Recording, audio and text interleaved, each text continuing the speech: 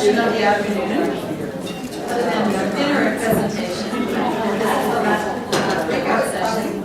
And this one is focused on post-secondary education, programming versus services. My name is Jane Krentz. I'm with the National Center on Education Outcomes and a member of the AA-AAS.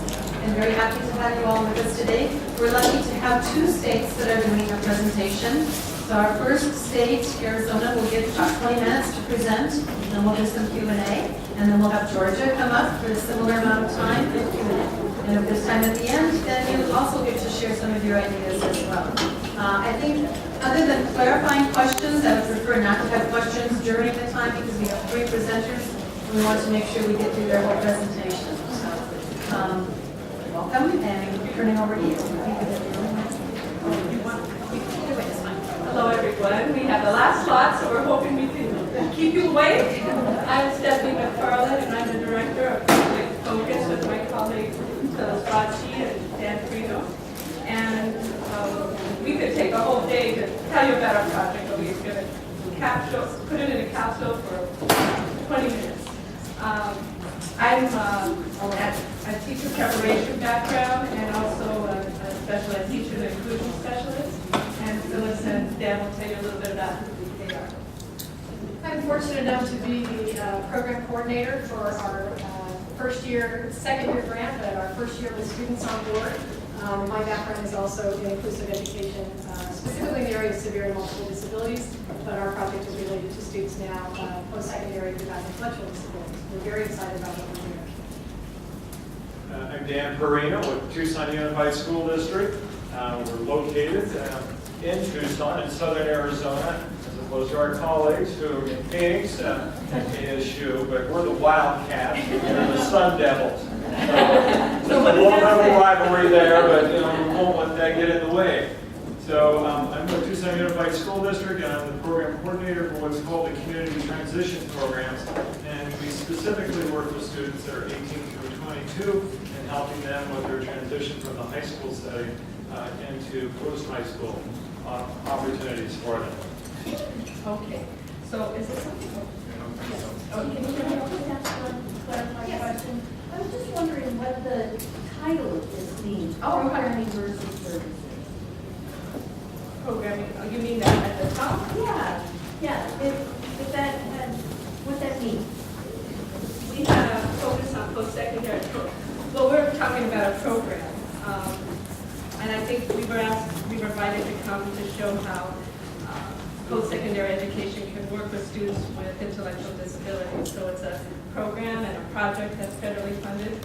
And so the services part, Do you have any other? I have a few I don't know. I was going to say, when the steering committee started this and we're brainstorming some of the different titles of them, as we talked more about it, maybe that didn't get dropped off. So it's really supposed to look at post-secondary programs and what's happening. well, good questions. That's good, but data, that's confusing, so thank you. Project Focus is a federally funded project. It's one of the 27 projects that Meg Riegel mentioned earlier in her presentation, where she showed the states lighting up, and we're fortunate to have one.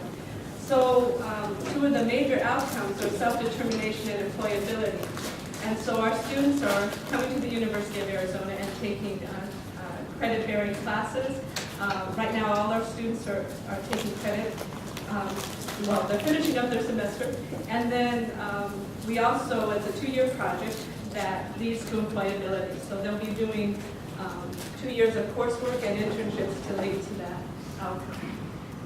And we have a 5-year federal grant. We're in our second year. We're very excited about it because we've already seen some great gains with our students.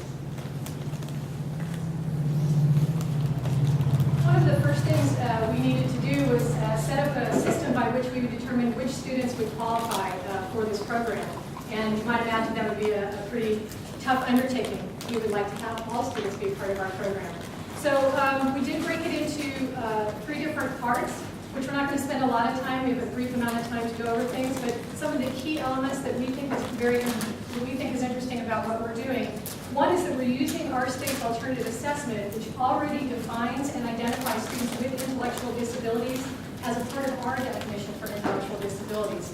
So when we talked about what that category of students might be, and looking at all the different ways we could make that determination, who could apply, who couldn't apply based on the disability, we didn't want to go with something like, a label or an IQ or a test score, but we really wanted to look at the way in which that person is functioning in the world, the kinds of supports they needed, the intensity of those supports, and the grant is really designed for those students who really require, who are the most vulnerable, who really do require more intensive supports. So, we thank all alternative assessments for giving us help with that and letting us use that. The other thing that we're excited about is that there's an admission process, there's a packet, there's a paper application, but we're also very excited about a comprehensive review process that we use. And it involves a team of us going into the school setting where the student is currently receiving services, taking a look at how they work in a familiar environment to them, with the people they know, doing the things they're used to doing. We didn't want to have anything slanted because we know our students come from a variety of programs. So some of those programs are exciting and new, and some of the programs, need a little bit of work. So we wanted to have an equal playing field for that. The second part of that is we bring the students over to the University of Arizona, and we take them through a process by which we access a formal instructional academic environment. We go to an informal academic environment, and then we just go to an informal environment, which is, of course, the student union. We take them through a series of things that we ask them to do. It's pretty casual, but it gives us a lot of good information about that student. It also gives us a baseline for that student if we do end up accepting them into our program. So we're pretty excited about that process. It's gone really well so far.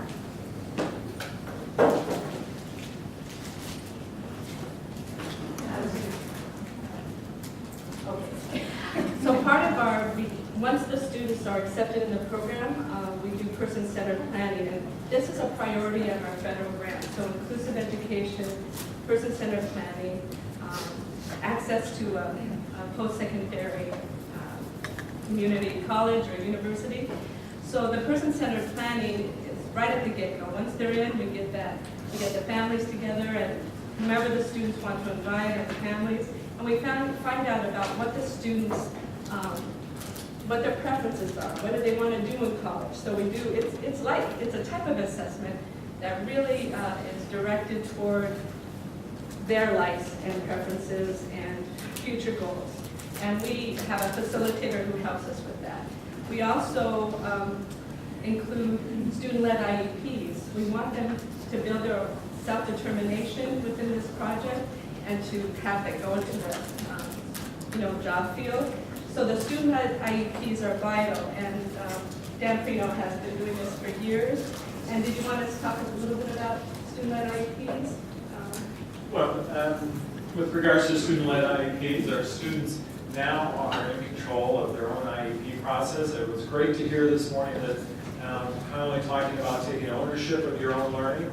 What a better place to start than with your IEP. I mean, can you imagine that the types of IEPs that we were trained in earlier when I was younger doing IEPs, that it was all paper and pencil, that started and very bureaucratic, and we filled out those lines dutifully.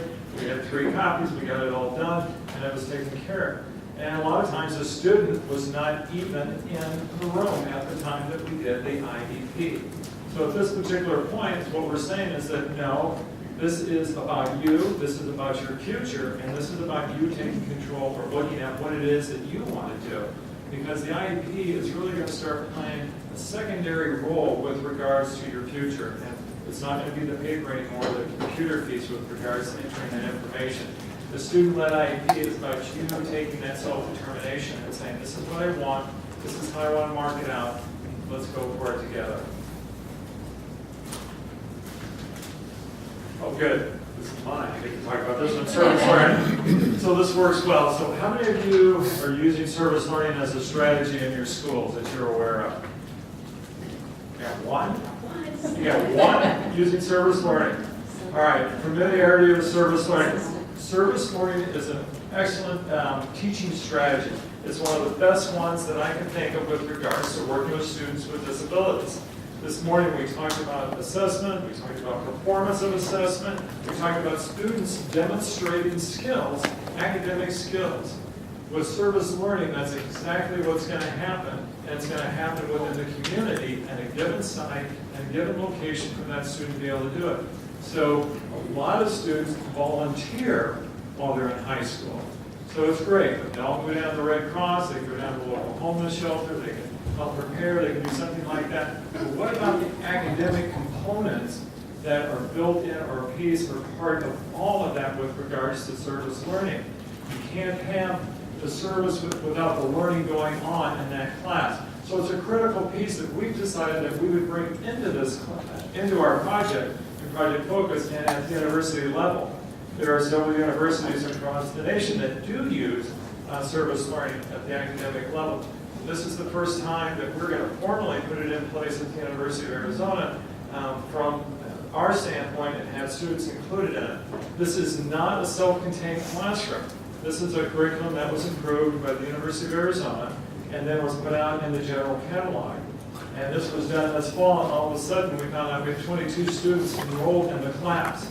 So there's from freshmen to seniors. There's some students that are interested in science, that are in the humanities, that are in education, all enrolling in this 3-credit class. We at the same time are working on curriculum, trying to ensure that we're covering the areas and make it work so the academic piece and the service piece is in place. 2 semesters, the students will do it 3 credits each, so we're looking at a total of 6 credits in service learning, and that is a class that's available to anybody at the University of Arizona. So think of that immediately you have freshman to senior, you have skill levels, academic levels, that are bringing all of their prior knowledge, pre-law, science, psychology, anthropology, into those classes, and then working with students that we have in there also being able to deliver service within the community to be able to use their academic skills as a team to be able to provide service. I know some of the things that innovative that we need to touch on a little bit is about some of the technology that's being used in there. Bill, would you like to talk a little bit? I'll just mention that we're very committed, since we're designing the class, we have the opportunity to really think about universal design within that course and really try and set a model for that as well. And so one of the things we incorporated was emerging technologies. So we have Twitter integrated within the course. They tweet all semester. And if you guys want to know anything about that, come talk to me after the session. On a professional level, we're not using it on a social level. We're not using it during class. It really is about them developing their own professional networks. I think it's really exciting. Their coursework is all developed throughout the semester on blogs. So they're doing video reflections, they're doing audio reflections. Most of them ended up doing video. Audio we found was a little tough to upload. But when they finish the course, they have an active full blog related to service learning. And that's part of the way we assess them and grade them. So we're really excited about that component as well. And you can see the term certificate. Our program, at the end of the 2 years, they get a service learning certificate that is added to their resume, and they have 2 full years of coursework, 6 to 7 units each semester.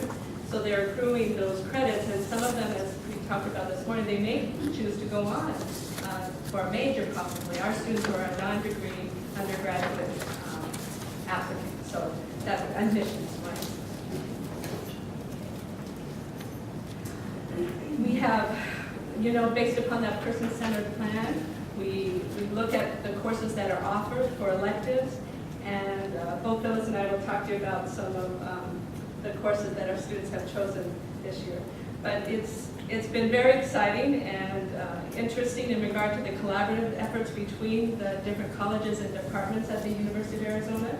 And as in any inclusive program, you're going to have people who embrace it and others, who ask a lot of questions, which is fun because we're all learning in that way. I'm just going to say, just for sake of time, one of the things we're excited about is we have 5 students in the program currently.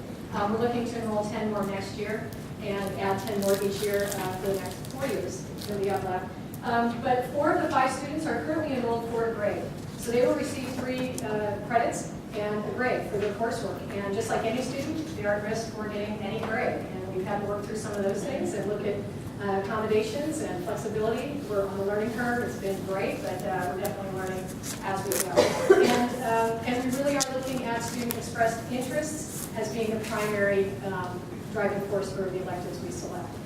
If they come out of programs where the only courses they had in high school were electives, fine arts specifically, or PE, our students are coming to us with a pretty small view of possibilities. And what we hope in our program is that after they've been with us a semester or two, their role will widen and their interest will expand. Mobile technology, that's mine. So we have a one-to-one iPad program with our grant, and so all 5 of our students have iPads. We are looking specifically at the areas of communication, academic access, social interactions, independence, and self-regulation. Those 5 categories. Students are using them in a variety of ways. We have 2 students using them for communication. And if we had time, or if you want to hear afterwards, I'll tell you a story. One of our students, it has just changed his world with regard to communication, using an app called Speak when you are iPad or iPhone or iPod Touch enthusiasts. So we're just going to show you, hopefully it'll roll a short 1-minute video that just sort of captures what we're doing.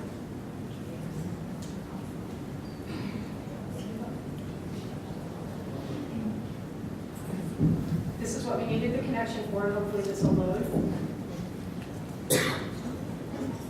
Any questions so far? I do. Is this part of post-secondary, or are the students still in high school? They're newly enrolled and they're 18 to 22-year-olds, so they are considered post-secondary in that age group, but they still are within the school district, so they're newly enrolled. So how was that funded? I know you did it, it's a grant. How long is that? It's a 5-year grant, we're just in our 2nd year. And the grant really, it gives some seed money for tuition. Is that where you're going for the?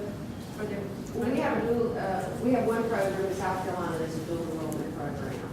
And they started out with startup money from a grant, but the money runs out this year. Oh, yeah, So must be a different one. their question now, or their question to us was, where can we go funding? I mean, these are students who are 18 to 21, and they're children from the school system. He's going to save us, look at that. Oh, okay. And we're running out of time, I bet. Well, I think as long as you're doing questions Sure. now, Okay. we'll incorporate that into the time. So why don't you, when you ask a question, if you could identify yourself so people know, and we're also taping this, so then we can find out kind of who the questions are coming from, if you'd like to do that. So in the back.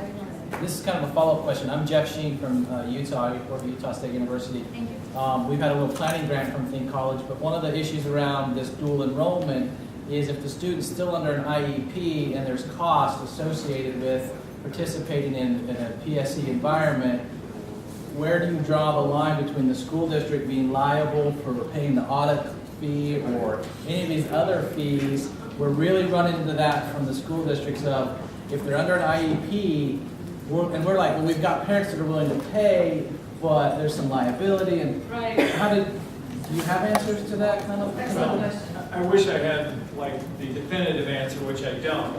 And as what we did, we simply approached our parents and said, here's an opportunity, but here's the parameters involved in doing it. And that was exactly it. This first group, cohort of 5 that went through, this first semester went through with a little bit of scholarshiping from the grant, and the rest of it came out of their own money to do it. They're on agreement that they would put that and agree as part of their program that that's what they would do. Now, the good news to that is that during the interim, we've been working with vocational rehabilitation. Vocational rehabilitation has agreed under a dual enrollment status that they will pay for tuition fees and books to do it. So the school district's not on the hook? No. There's a signed agreement between the parents and the district, and everybody's okay with that? Right, and so what we're doing is that with the cost being, the immediate cost being taken up by vocational rehabilitation, it changed it altogether as a collaborating partner, but we have families that were committed to it outside of doing that. It raises the question for those families who cannot afford that, and how do you approach that? We even started a scholarship fund to be able to help support those students who couldn't do that. But that is a challenge. There are going to be some changes with regards to the grants, I should say the eligibility for financial aid that we're all hoping is going to happen, but it hasn't happened yet. Thank you. Yeah, I'm just curious as to, I know Linda from Pennsylvania, I'm just curious as to who approached who, because you have a school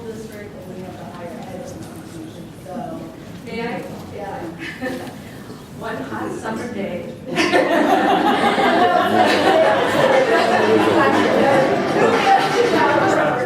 Well, Hang on, the video's coming here. Dan Perino, I was writing a teacher prep grant, and Dan came to my office and said, look at this RFP, this post-secondary education grant. And we just started talking, and it was just like a brilliance. And we just talked to the head of the department. Everything just we worked hard and got it out, and we were one of the fortunate ones to We get were it. very fortunate.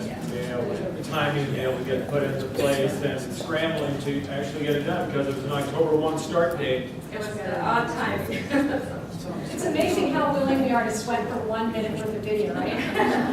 For any of you who ever do this.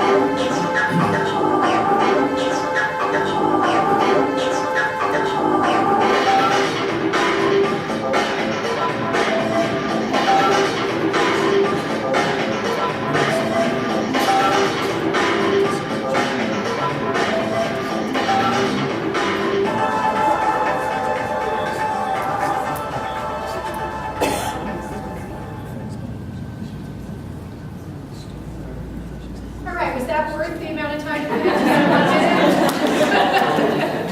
it worth it? A couple more minutes to wrap up. Okay. A couple questions and we'll Okay. transition. All right. So social opportunity. I was going to sure. to work at internship. Another time. Okay. Okay, internship. So this morning Rachel talked a little bit about re-envisioning the future. And I loved her term and I loved the passion that came along with that. Because I thought, boy, that is exactly what we need to be doing and be thinking about.